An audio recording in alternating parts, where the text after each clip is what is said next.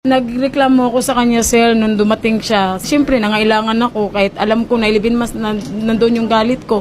Dahil asawa ko siya, nangailangan ako sa pangailangan ko.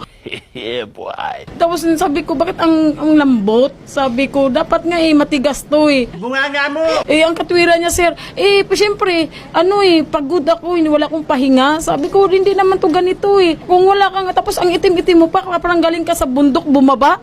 Sabi niya, mainit daw doon sa Saudi, Dubai. Sabi, tapos, yun pala, painuman niya ako ng rubas. Sabi ko, bakit mo painuman ng rubas? Naramdaman ko, naninikip yung dibdib ko. Sabi ko, mamamatay yata ako nito. Sabi ko sa kanya, sabi niya, ganun lang yan.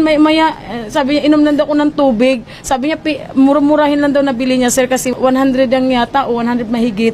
Sabi niya, yan. Mas extreme yun. Ewan ko, sir, basta uminom po ako, sir. Tapos, ang Ba't ginawa kita pinainom para? para din daw ganahan ako.